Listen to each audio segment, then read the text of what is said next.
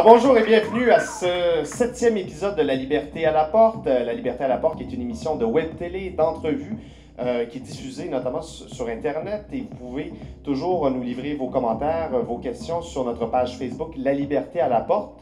Alors, Coralie, quel est le menu de la soirée? Ce soir, on reçoit Mario Beaulieu, président de la Société Saint-Jean-Baptiste de Montréal. On reçoit aussi Maxime Lavallée-Langue, auteur, compositeur, interprète. Et finalement, Michel Brûlé, candidat à la mairie de Montréal. C'est formidable. Alors sur ce, oui, par la machine.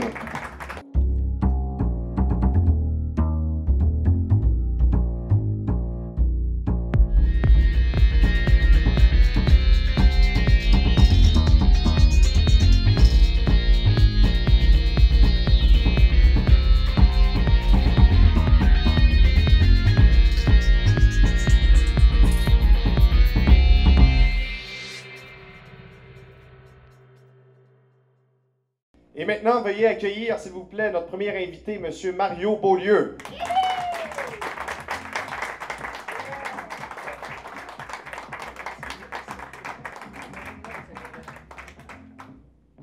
Bonjour, M. Beaulieu, ça va bien? Bonjour, ça va bien et vous? Ben oui, merci de nous accueillir dans votre auguste demeure, la maison Ludger-Duvernay. Merci de m'accueillir à La Liberté à la porte. Et de manière générale aussi, merci de nous offrir gracieusement ces locaux qui nous servent de studio, qui sont magnifiques, disons-le. Tout à fait, puis je pense que c'est très important qu'il y ait des médias avec une ligne éditoriale un peu autre que ce qu'on voit dans les médias habituels, comme la presse ou la télévision de masse. N'est-ce pas? Alors, M. Beaulieu, vous êtes président de la Société Saint-Jean-Baptiste de Montréal, du mouvement Québec français. Bien sûr, le français, on a entendu un peu parler de la situation linguistique à Montréal dans le cadre de la présente campagne électorale. On voulait peut-être connaître votre opinion là-dessus. Est-ce que vous trouvez que les candidats à la mairie de Montréal défendent suffisamment le français? Pas du tout jusqu'à maintenant. On a vu vraiment, le débat a été évité systématiquement. On a réussi un peu à amener la question linguistique dans le débat par des sorties dans les médias. On en a fait cet été. On se prépare à diffuser des dépliants qui correspondent à notre plateforme municipale du mouvement Montréal français parce que les enjeux municipaux sont très importants aussi, les services municipaux. Tous les services à Montréal sont systématiquement donnés en anglais. On envoie le message que ce n'est pas nécessaire de parler français. On peut très bien fonctionner à Montréal complètement en anglais. Et c'est ce qui fait qu'on ne réussit pas suffisamment à intégrer et à franciser les nouveaux arrivants. Et en ce moment, en tout cas tout le moins pour les 4 candidats qu'on voit le plus souvent dans les médias de masse, justement, on ignore, on présente même M. Coderre et pour le bilinguisme sur demande, ce qui est un peu le régime fédéral du bilinguisme officiel. Mais on sait que le bilinguisme officiel, ça aboutit toujours à l'assimilation des langues minoritaires. Et bon, tant que le français, tant que le Québec est dans le Canada, on est une langue minoritaire. Puis juste un dernier petit commentaire. On nous a dit que Montréal est un modèle de coexistence linguistique, de paix linguistique. Mais rien n'est plus faux. On a juste à voir ici un tableau qui est fait par le président du comité de suivi de la situation linguistique de l'Office et qui prévoit en 2051 43% de francophones à Montréal. Alors, je pense que la situation nécessite des moyens d'urgence et il va falloir se mobiliser. Et malheureusement, il ne semble pas y avoir encore aucun candidat qui est vraiment préoccupé par la situation. Sauf peut-être M. Brûlé qui va venir faire un tour tantôt. On pourra l'entendre. On le verra tantôt. Mais en quoi la Ville de Montréal peut influencer, selon vous, la francisation des nouveaux arrivants? Bien, je pense d'une part, si tous les répondeurs téléphoniques commencent par Press 9 for English, premièrement, ça enfreint la politique linguistique gouvernementale qui dit que les services doivent normalement être seulement en français pour bien marquer que le français est la langue commune. Et si, au lieu d'avoir des exceptions, elles doivent venir à la toute fin du message téléphonique, que ce soit dans l'affichage ou un peu à tous les niveaux. Alors, je pense que normalement, les services doivent être en français. Il peut y avoir des services en anglais, certains services de proximité, tout ça, pour la minorité anglophone. Mais à chaque fois qu'on donne des des services en anglais à un nouvel arrivant ou à un allophone, ben, on lui dit pas besoin d'apprendre le français ici, tout est bilingue. Et c'est ce qui fait la différence, par exemple, un nouvel arrivant qui s'installe à Ottawa ou à Toronto, très rapidement, il s'aperçoit que tu ne peux pas fonctionner du tout si tu ne connais pas l'anglais. Mais à Montréal, c'est très différent. Et les services municipaux, il y a tous les services aussi de la culture. Il y a des bons coups ici à Montréal. Montréal, il y a quand même des progrès qui ont été effectués, mais on a encore beaucoup de progrès à effectuer. Puis je pense qu'on accepte trop facilement de se minoriser. Il faut aussi qu'individuellement, on utilise toujours le français. Parce qu'effectivement, bon, il y a peut-être quelques progrès, mais il reste qu'au plan des statistiques, on a des données qui sont assez inquiétantes, qui ont été mises en lumière. Ben, rien qu'à regarder le recensement ou enfin les données de Statistique Canada, bon, il y a lieu de s'inquiéter à certains égards. Il y a eu des études qui ont été faites par l'Institut de recherche sur le français en Amérique, par Pierre Curzi ces dernières années. On sent une volonté vraiment de franciser, d'essayer de résister au phénomène d'anglicisation qu'on voit dans l'affichage, dans les services. Là, on a parlé des services institutionnels, mais pour monsieur, madame, tout le monde, dans la rue, pour ce qui est des services commerciaux, on a remarqué, en fait, une anglicisation latente, sinon patente à bien des égards. Qu'est-ce qui se fait là-dessus? Qu'est-ce que le mouvement Québec français fait? Quelle belle question. Mais dans ce cas-ci, c'est la Société Saint-Jean-Baptiste. On a lancé une application mobile qui s'appelle « Moi, j'achète en français » et qui veut inciter notamment les jeunes à toujours utiliser le français dans les commerces.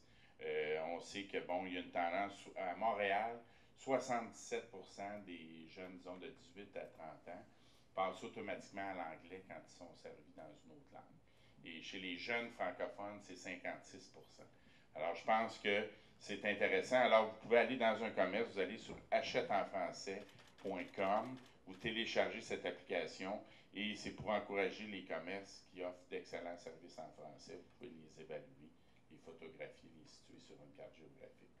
C'est merveilleux, mais ça, c'est une des campagnes, mais il y a aussi la campagne de francophobie aussi qui va bientôt arriver. Je pense que vous vouliez nous en parler. Tout à fait. Contre la francophobie. Contre la francophobie. C'est ça, exact. Parce que pourquoi on a reculé autant, notamment, c'est qu'il nous reste un peu de ce que Camille Lorrain appelait l'identification à l'agresseur ou Albert Memmi, le complexe du colonisé. On se fait traiter de raciste. Dire que la loi 101 est une loi raciste, c'est une insulte. C'est comme si on nous disait revendiquer de continuer à vivre en français, vous êtes raciste, vous êtes méchant. Puis les Québécois, bon, comme on veut être gentil toujours et on a encore cette attitude de minoritaire, on se laisse culpabiliser. Il y a une sociologue qui a fait la lecture, disons, d'environ 1000 textes dans des médias canadiens anglais et qui reconnaissait tous les éléments du discours raciste qui consiste à diaboliser une population, une nation. Et donc, on accepte beaucoup trop de se faire culpabiliser, de se faire salir comme ça. Et je pense qu'il faut dénoncer ça comme étant une forme de racisme, comme étant de la francophobie. On dénonce la misogynie, la xénophobie, l'islamophobie. Et je pense qu'il faut dénoncer la francophobie. On dirait qu'envers les Québécois, tout est permis. On a même vu cet été, il y avait un groupe Facebook pour ridiculiser les victimes de lac mégantic parce que c'est des Québécois. Ça s'appelait The Hilarious Disaster in Québec. Fait qu'il y a des groupes haineux comme ça. À un moment donné, il faut que ça soit dénoncé. Et on a le droit, des lois linguistiques, il y en a dans la grande majorité des États modernes.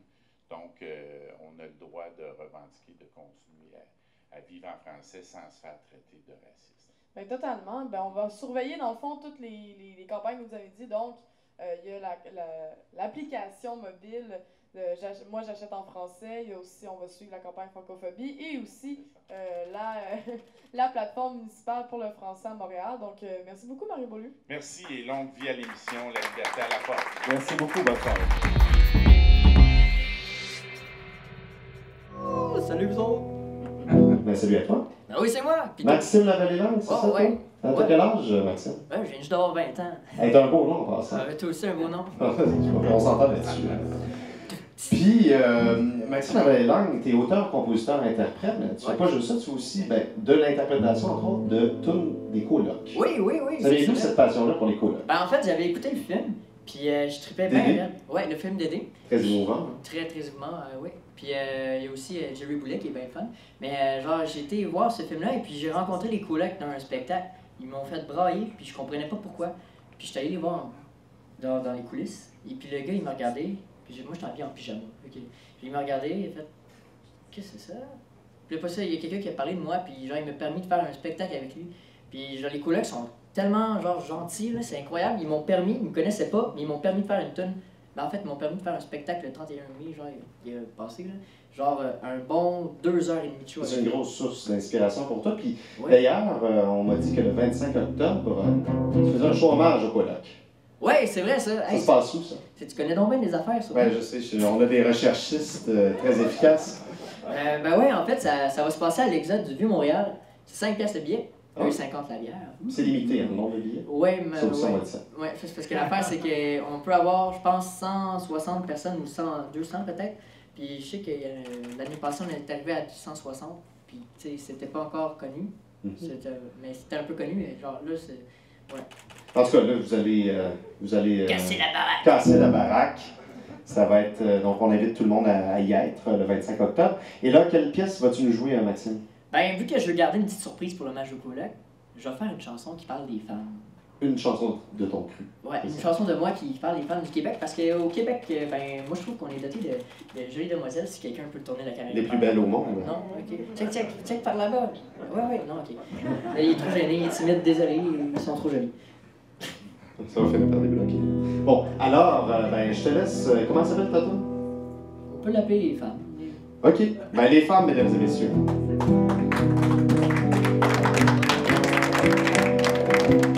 Ah là, il zoom. Ouais, là, c'est bon, c'est sûr, là. Disney, là. Oui, c'est maintenant juste eux. Rapproche-toi.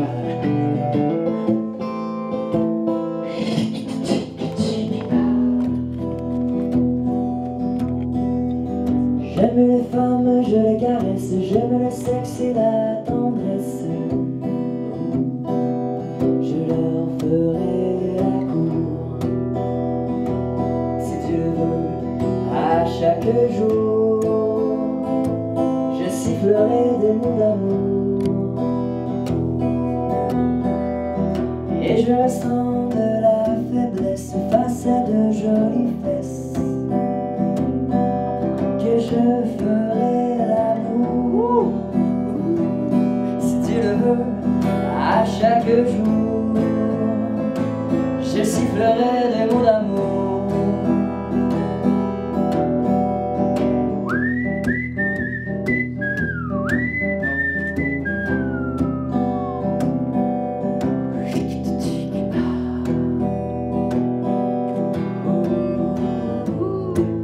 Mesdames, faites de l'effet.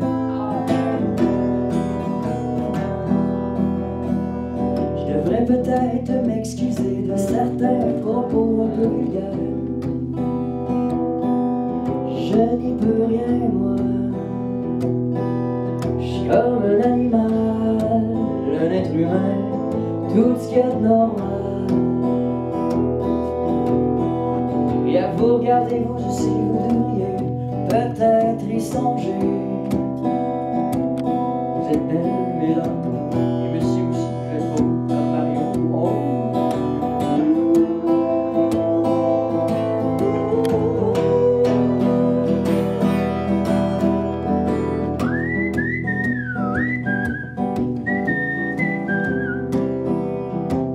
Soyons sérieux. Je regarde tes yeux, je n'y vois que du feu.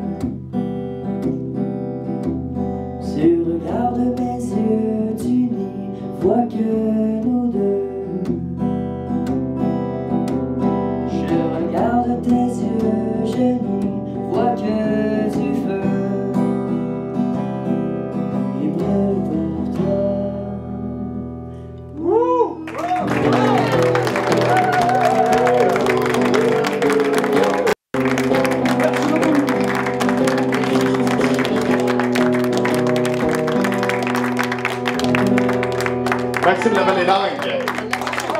Quelle présence de scène. Ah, merci. C'est extraordinaire. Imagine quand les sept. Notre dernier invité, Michel Brûlé.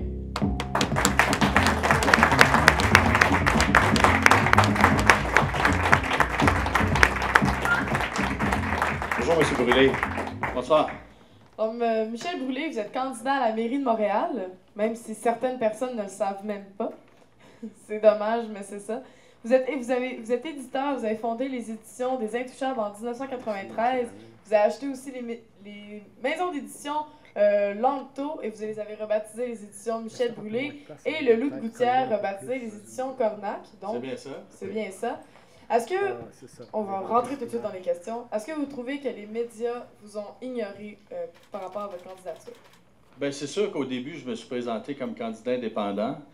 Donc, je pensais, tu sais, moi, j'ai commencé ma carrière d'éditeur, je vendais mes livres dans les bars, j'ai commencé vraiment au bas de l'échelle. J'ai vendu 5 millions d'exemplaires de mes livres. J'ai travaillé fort contre vents et marées.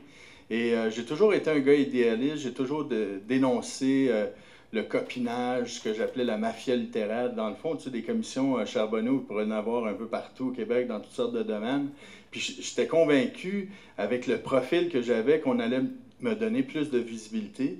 Puis effectivement, ça a mal commencé. L'Institut du Nouveau Monde, avec un gars comme Michel Vann, qui est censé être un souverainiste, qui a décidé d'inviter Mélanie Joly, et pas moi, au premier débat. Donc, ça a mal commencé, effectivement. On m'a donné une certaine visibilité. Puis là, je me suis rendu compte, à un moment donné, panique, il faut absolument que je forme un parti pour qu'on me donne la visibilité que je devrais avoir. Puis finalement, malgré tout, c'est loin d'être facile, parce que c'est sûr que je suis disparu de la circulation, parce que pendant un mois, je me suis concentré là-dessus, recruter des candidats. Maintenant, on est 25 avec moi. C'est quand même pas rien, puis j'ai vraiment une très, très belle équipe. Et on a un beau programme. D'ailleurs... on l'a dit éclectique. Oui, on a dit ça éclectique. On a dit aussi que je suis un homme coloré. Mais c'est ça qui est drôle, c'est parce que, bon, on a dit, par exemple, que, bon, il y avait, je crois, des cuisiniers, des artistes, des gens dans votre équipe, des gens de toutes les provenances. Mais ça démontre en même temps, ben, selon ce que vous dites, que ben, vous êtes le candidat citoyen, vous venez pas de l'establishment. Exactement. Comment expliquer, en fait, la réaction... étrangement, pas hostile, mais en tout cas, non, je pense que le mot hostile est pas trop fort. Effectivement, mon équipe, bon, on a un spécialiste des communications, on a un ancien conseiller financier de Desjardins, on a des gens vraiment très, très bien, mais c'est des gens qui sont qui viennent de monsieur, madame, tout le monde, c'est des gens qui sont pas là par intérêt. C'est des gens qui ont à cœur Montréal, qui ont à cœur leur quartier. Et c'est vraiment... En tout cas, moi, je suis très, très fier de mon équipe. Et ils peuvent dire ce qu'ils veulent, parce que dans le fond, le problème à Montréal, c'est pas seulement la corruption, c'est surtout le copinage, vous comprenez? On l'a vu avec la commission Montgomery, la surfacturation. Parce que le peuple, le monsieur, madame, tout le monde, ils veulent du changement. Vous comprenez? Mais l'establishment ne veut pas de changement. La preuve, c'est qu'il y a eu 39% seulement des gens qui sont allés voter aux dernières élections. Chez les jeunes, c'est 12%.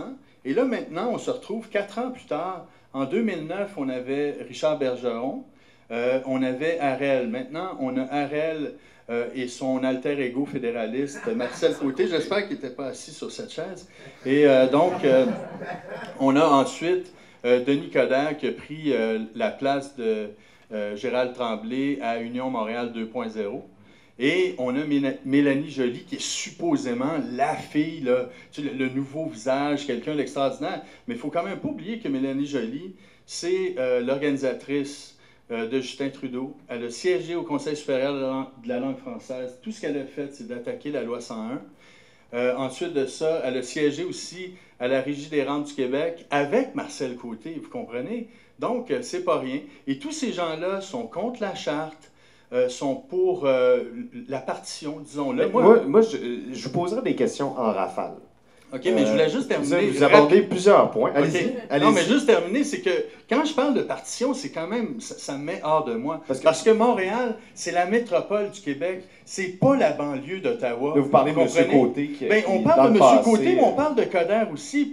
Coderre, il n'arrête pas de dire que, dans le fond, les gens s'identifient à leur ville et non pas à leur pays ou à leur province. Je m'excuse, je suis Montréalais, mais je suis d'abord et avant tout Québécois. Et moi, je suis attaché au reste du Québec. Et je pense que les Québécois francophones, puis les francophiles, parce qu'il y a beaucoup de francophiles. Moi, je parle 8 langues couramment, mais pour moi, le français, c'est la seule langue commune des Montréalais. Et il y a plein de gens qui sont issus d'autres communautés, qui ne sont pas des Québécois de souche, qui sont très attachés au français. Et ensemble, je pense qu'on peut bâtir un Montréal français. En rafale. Oui, vous avez des applaudissements qui ont l'air de venir du fond du cœur. Ouais. Alors, très rapidement, en une phrase, sur la question des étudiants, vous avez défendu les étudiants. Pouvez-vous nous expliquer ça en une phrase ou très, très brièvement? Très brièvement. Écoutez, le printemps érable, il y a un seul responsable, c'est Charest. Il s'est servi de ce conflit-là pour diviser le Québec et pour faire diversion. C'est une manœuvre électorale machiavélique et ça frise la trahison. La place rouge à Montréal, pour représenter, c'est quoi ça? Pouvez-vous l'expliquer? Ben, écoutez, moi, ce que je veux, c'est que Montréal puis le Québec en général s'ouvrent sur les superpuissances économiques mondiales de demain, que seront la Chine, ben, déjà là, le Brésil, la Russie. Les États-Unis, le bateau prend l'eau, vous comprenez? Économiquement, c'est le déclin. Et un pays comme la Russie, par exemple, ils n'ont aucune dette. Vous comprenez? Donc, il faut s'ouvrir aux économies émergentes. Et c'est comme ça. Et écoutez, j'ai voyagé beaucoup en Russie. Les Russes, c'est des gens exubérants. Puis peut-être qu'ils pourraient se lancer dans une aventure comme ça, nous amener des tonnes de milliards. Dieu sait qu'on en a besoin. Puis peut-être créer un attrait touristique extraordinaire. Pourquoi pas? Je pense qu'on comprend mieux. Et pour finir, il y avait M. Beaulieu, président du Mouvement Québec français, avant vous. Si vous étiez maire de Montréal, qu'est-ce que vous feriez pour contrer l'anglicisation, pour favoriser le français? Ben écoutez, le fameux For English Press 9, écoute, il a lu dans mes pensées parce que c'est ça que j'arrête pas de dire, effectivement. Hey, whoops!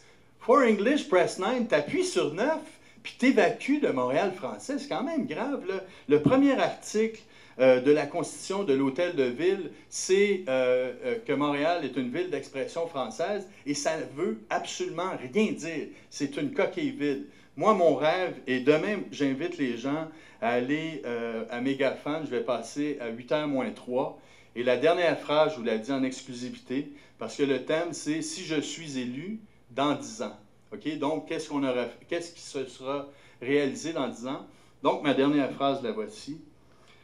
Si je suis élu dans 10 ans, le Québec sera un pays et le français sera la langue commune de tous les Montréalais.